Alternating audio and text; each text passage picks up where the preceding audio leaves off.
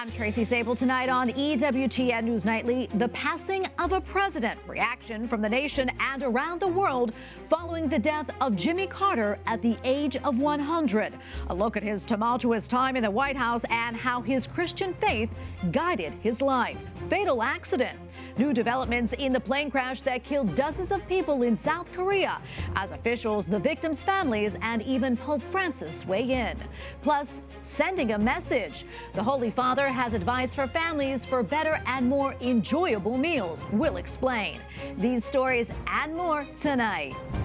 From EWTN, the Global Catholic Network, this is EWTN News Nightly. Thank you for being with us. Our top story tonight, President Joe Biden remembers former President Jimmy Carter as an extraordinary leader, statesman, and humanitarian, adding he was a man of great character and courage, hope, and optimism. And tonight, funeral plans are coming together for how the U.S. and the world will honor and say goodbye to the nation's 39th president who passed away over the weekend. White House correspondent Owen Jensen reports. Owen.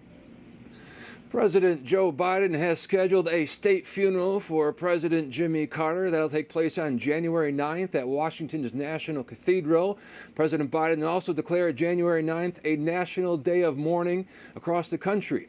And he ordered flags to fly to half-staff for the next 30 days.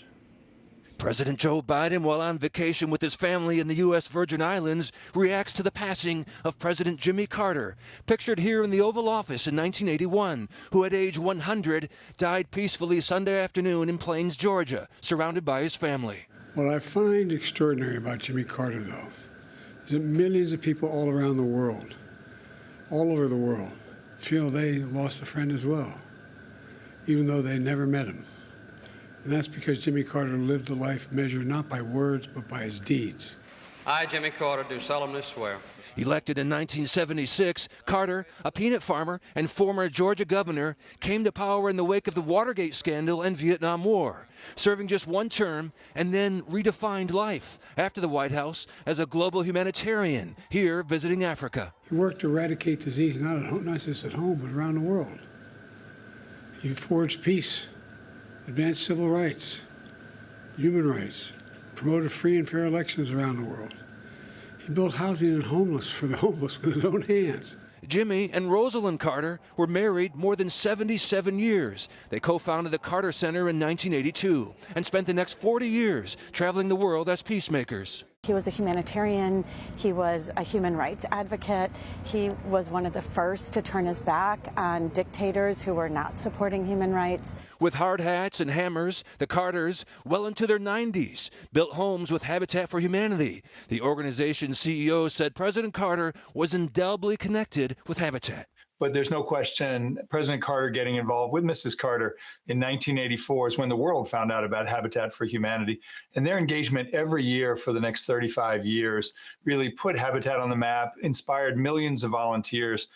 They directly helped over 4,000 families have new or improved homes through those Carter work projects every year. A self-declared born-again Christian, Carter was also a Baptist deacon who taught Sunday school. Stuart McLaurin is the president of the White House Historical Association. He described the president's strong faith. During his presidency, particularly the tough days of the hostage crisis with Iran, he would keep his counsel quite privately. He would walk the grounds and walk the halls here at the White House. He would pray. He said he prayed more than he had ever prayed in his entire life. In a message of condolence, the Vatican's top diplomat says Pope Francis praised Carter's firm commitment to peace and reconciliation. Carter was also the first U.S. president to welcome a pope to the White House, hosting St. John Paul II in 1979. But Carter had theological differences with Catholic teaching on several social issues, including his support for same-sex marriage and for abortion. As president in 1977, Carter did sign into law the Hyde Amendment, which prevents taxpayer dollars from funding abortions. 中方对美国前总统吉米·卡特逝世 Meanwhile, tributes from around the globe. China offering its deep condolences, and in London, 10 Downing Street lowering its flag to pay their respects. And President-elect Donald Trump moves in here And just 3 weeks from now, called Carter a truly good man who worked hard to make America a better place and gives Carter his, quote, highest respect. At the White House, Owen Jensen, EWTN News Nightly. Members of Congress on both sides of the aisle have shown an outpouring of sympathy in the wake of the former president's death. Senate Majority Leader Chuck Schumer said in a statement, quote, from his legacy as president to his dedication to improving human rights across the globe and his tireless efforts in building a better world through Habitat for Humanity, he inspired millions with his unwavering commitment to justice and equality. Incoming Republican leader Senator John Thune called Carter, quote, a dedicated public servant and a man of faith. He also praised Carter for his military service. And for more, we turn now to Dr. Paul Kengor, professor of political science at Grove City College in Pennsylvania and the best-selling author of more than 20 books. Paul, always great to have you on the show. First, your reaction to the life and legacy of former President Jimmy Carter, and how do you think he should be remembered, especially among Catholics? Well, I'll tell you, Tracy, I've always I've always lamented when this moment would come, because I want to be charitable at this man's death, and I will be. But you know, on the negative side, I'll just dispense of this very quickly. I mean, it was a failed presidency, and I think it was one of the worst presidencies. And in fact, I mean, Carter lost 44 out of 50 states as an incumbent running for re-election. In a three-man race, he lost 51 to 41%, 489 to 49 in the Electoral College. I mean, 44 out of 50 states. So, I mean, his repudiation, I think, is an indication of that. And I think it's also one of the reasons why he became one of our best ex-presidents, because he felt this repudiation that he always wanted to sort of make up for later, which is not to take away from the fact that he was a humanitarian, he was a strong Christian. And I mean, I always say, if you want a kind of biblical statement about Jimmy Carter, blessed are the peacemakers. And he really did try to make peace. And let me say, on the positive side, the most important thing that he did, and Owen Jensen's package there was really good, a very good balanced summary. But the most important thing that he did was he made peace between Israel and Egypt, Menachem Begin and Anwar Sadat, and the Camp David Accords. And Tracy, that was an amazing accomplishment. I mean, those two had been at war in 1973, 1967, and Jimmy Carter should have won the Nobel Peace Prize for that while he was president. Instead, the Nobel Committee waited until 2002, 2003, and did it in kind of a slap at George W. Bush and what he was pursuing in Iraq at the time, which I thought was a shame because they politicized the award when they shouldn't have. But he deserved that Nobel Peace Prize. Owen also pointed out the Hyde Amendment signed by Carter during his presidency. He was pro-life. But I don't think he was pro-life by the end of his life, and he did nothing to stop his party's drift on that and other issues. And he even supported same-sex marriage. And I've got the quote right in front of me, July 2018, quote, I believe that Jesus would support gay marriage. That's what this born-again Baptist said in July 2018, this man of the Bible. I don't know how you could come up with a statement like that, but you know, like a lot of his party, this man who was kind of a conservative social democrat in the late 70s was a pretty liberal Democrat by the end of his life. Yeah, Paul, before we run out of time, I do want to talk about this. You know, we mentioned earlier that he was the first president to welcome a pope to the White House, and that was October of 1979. Talk to us more about this visit and really what that meant. Yeah, it was a good visit, and you know, typical Jimmy Carter. He was kind, charitable, you know, made some jokes about, you know, Protestant versus a Catholic, and, you know, nothing offensive, and, you know, welcomed the Holy Father, and they got along very well. It was nothing like the relationship that Reagan and John Paul II would have, because those two were really kindred spirits. In fact, Carter went in December 1977 to Poland, John Paul II's homeland, and really made some astonishing, really pretty outrageous statements about communism there, that if Cardinal Wojtyła was paying attention, was probably offended by those statements. But when they met in the United States, Carter was kind and gracious and charitable, as he often was with people. Well, we're going to leave it right there. Dr. Paul Kengor, always great to be with you, my friend. We appreciate it. God bless. Same to you, Tracy. Thanks. Well, a cyber hacker working for the Chinese government recently hacked the U.S. Department of Treasury. U.S. officials are calling it a major incident. The Treasury Department disclosed the incident to the Senate Banking Committee leadership that the breach took place on December 8th. The cyber criminal reportedly gained access to U.S. Treasury Department workstations and documents via a security key. Officials say the system has been taken offline and there is no evidence the hacker can access any more information.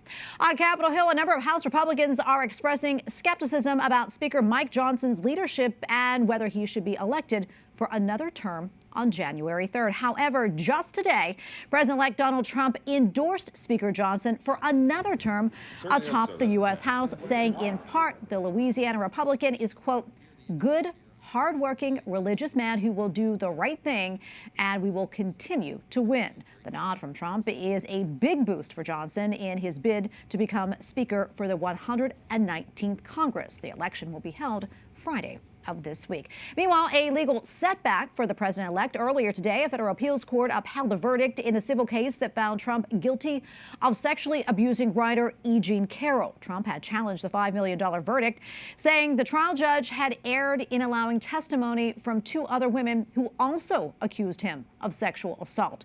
The appeals court disagreed, saying that they were not persuaded a new trial was warranted. All right, well, now to South Korea, where South Korea's acting president orders an emergency safety inspection of the country's entire day-to-day airline operations. It comes as officials begin combing through the wreckage of the Asian nation's worst plane crash in decades. A horrific tragedy in South Korea. This video capturing the moments after a plane erupted into flames, killing 179 people on board. Only 2 crew members survived. It is unclear exactly what went wrong. South Korea's transport ministry said that the control tower had warned the pilot about birds in the area. Moments later, the pilot reported a bird strike and delivered a mayday call. Officials say the aircraft skidded down a runway at Muwon International Airport on its belly, hitting a concrete barrier, triggering an explosion. I'm pretty shocked, actually, because whatever happened to the airplane, which meant that the pilot couldn't get the flaps and gear down for the landing, was not actually what caused the death of the passengers. The passengers were killed by hitting a solid structure just over the end of the runway, where a solid structure should not be. The Jeju airplane was a Boeing 737-800. It was traveling from Bangkok, Thailand on Sunday. Hundreds of grieving families are now camped out at the airport, waiting for their loved ones to be identified. The government has announced a 7-day mourning period through January 4th. In yesterday's Angelus, Pope Francis expressed profound sorrow for the victims of the plane crash and their families.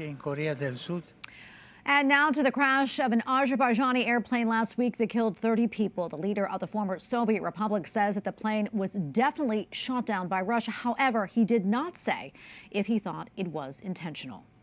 Diyebiliriz ki Rusya tarafından terör vuruldu.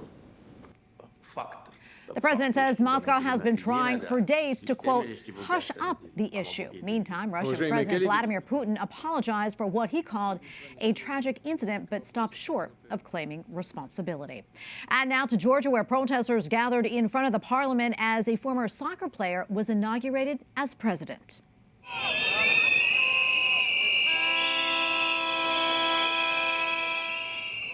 People showed their discontent by holding soccer-themed red cards signifying they want the new leader gone. He says that he wants to be, quote, everyone's president, regardless of whether they like me or not.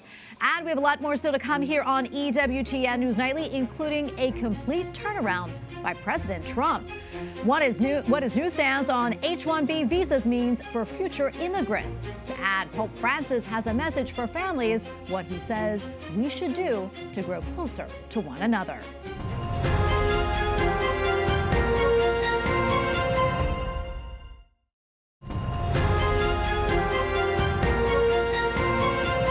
finds more than a dozen Catholic missionaries were killed in 2024. According to the Vatican's missionary news agency, 8 priests and 5 lay people lost their lives. Africa and America each recorded 5 deaths. 2 priests were killed in European countries.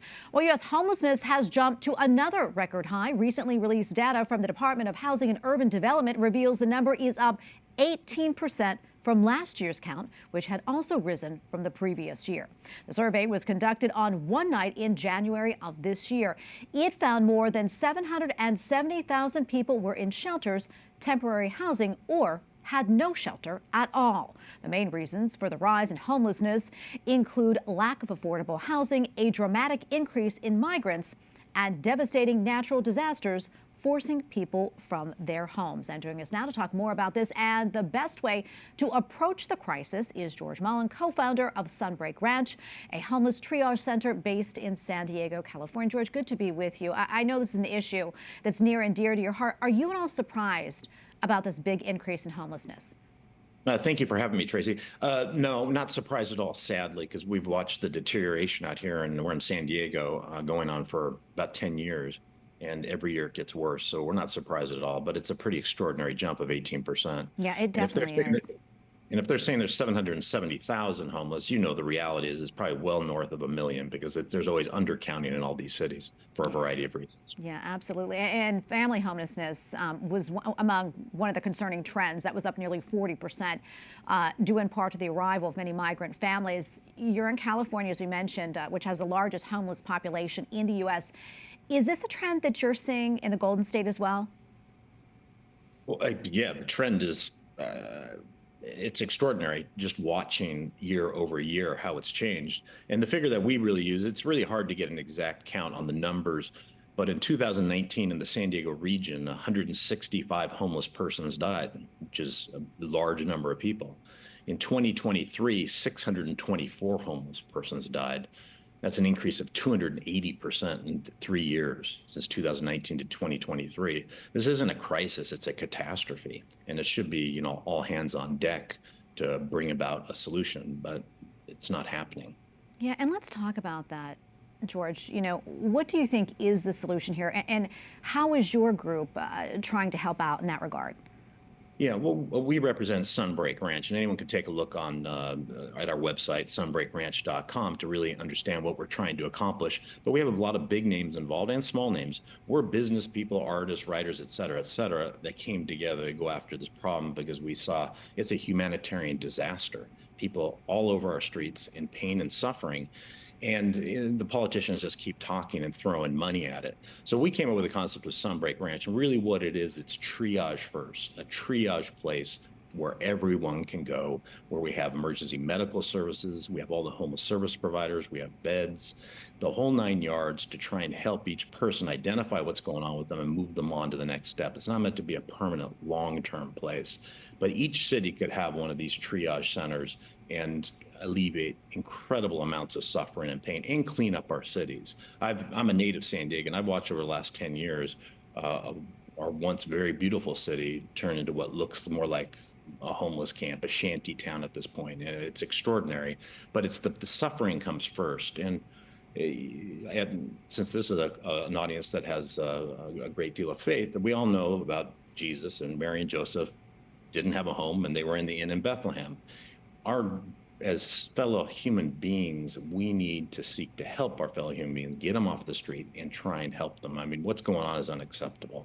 Not just San Diego, across California and America largely. Yeah, it's very tragic. And thank you for doing what you're doing, George. We appreciate it. God bless you. Thank you. We appreciate it. President-elect Donald Trump recently said in an interview that he sides with Elon Musk over visas for high-tech workers, saying that it is a program that he frequently used for his real estate properties and needs to continue. The move is the most significant example yet of the president-elect favoring powerful elements in his new coalition. Capitol Hill correspondent Eric Rosales joins us now with the latest. Eric. Good evening, Tracy. President-elect Donald Trump's support of the H-1B visa program is a complete turnaround from his first term in office, when the Trump administration implemented rules that would have cut the number of H-1B visas issued each year. The rules, however, were ultimately struck down in the court. Both Republicans and Democrats support the program as well. I think that this H-1B program is an essential component of maintaining our competitiveness. I happen to be the ranking member of the committee charged with trying to win the competition against the Chinese Communist Party. We can't win that competition unless we retain, attract, and get the very best talent from around the world. Lawmakers say if we push these workers away, we're creating openings for our adversaries to take advantage, which creates national security issues. Trump's allies Elon Musk and Vivek Ramaswamy both support the visa program. Musk, who was born in South Africa, is a naturalized U.S. citizen. He says the reason he and others who built SpaceX and Tesla are in the U.S. is because of the H-1B program. But a number of Republicans have criticized it, saying reform must take place and not allow foreigners to take American jobs. The abuse that's happened with this, where you see qualified Americans being denied a lot of these jobs because a company can go out and hire cheaper labor from a foreign country. Other lawmakers say the bigger issue, America needs to fix its own education system. We need an education system that really is creating a pipeline towards a career and filling the workforce that we need. But legal immigration is critical to our economy, to our workforce, and frankly enriches our culture, our community, and our economies. Other followers of Trump, like Steve Bannon and former South Carolina Governor Nikki Haley, also weighed in, calling it lazy for the tech industry to automatically go to foreign workers for their needs. Time will tell what action President-elect will take on the visa issue. Eric Rosales, EWTN News Nightly. Up next on EWTN News Nightly, a new calling. Pope Francis has a message to families about cell phones. Plus, we take you to a conference in Rome honoring Pope Benedict XVI.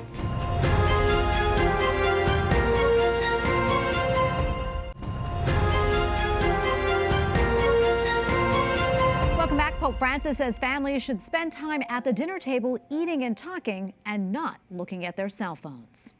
Pensate bene, voi genitori, ascoltate I figli. On the Feast of the Holy Family, the Holy Father said that Mary, Joseph, and Jesus are a model of dialogue and listening. He added that talking with our family members rather than focusing on our phones is an important part of life because it helps us grow in love and wisdom. Well, finally tonight, tomorrow is more than New Year's Eve. It is also the anniversary of the death of Pope Benedict XVI. EWTN's Vatican Bureau recently hosted a discussion on the life and legacy of the German Pope. I think of all, he was a very a man with a great humility and a profound faith and a very high intelligence. And these three characteristics in the same man is unique. I still remember this when he spoke about the priesthood, when one of these priests addressed him and asked him, like, we are facing so many difficulties today. What could you recommend? And he was very practical in these moments. So first of all, he spoke about the personal friendship with Jesus Christ, so that this is what characterizes a priest. He has to be a man of God. And then there are several means. And at the same time, he made reference to the saints.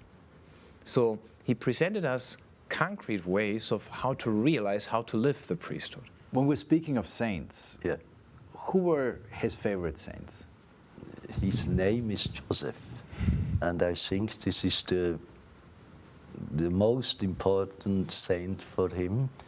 And I have the impression he has lived as a Joseph. Maybe to summarize also, what are the things that remain for you personally from the pontificate of Pope Benedict XVI? What will you take away from that also, maybe on a personal level? So I think, first of all, he was a collaborator of truth, as he called himself. That was his coat of arms, and he was giving testimony of the truth. And the truth is Jesus Christ. And then there's perhaps a second dimension, being like a father of the church, because he was like a father to everyone, just through his humility, his brilliance, and then also bringing all this together as a real father, but at the same time in his writings, and his writings will remain. In the Testament, in the spiritual testament, he that after a long life, as a priest, as a professor, and so on, he said, faith is the fundament you can build up of that faith, of that fundament, your death and your life and your death. And we know that his last word was like a point behind his whole life. Signore, ti amo. Lord, I love you. Lord, I love you. Thank you very much for your time. Thank you for sharing also all those anecdotes and those insights into the life of Pope Benedict XVI on his second anniversary of his passing. Thank you very much for being with us today. And we thank you for watching tonight. Remember, you can follow us on social media, Facebook, X, and Instagram at EWTN News Nightly. I'm Tracy Sabol. Good night and God bless.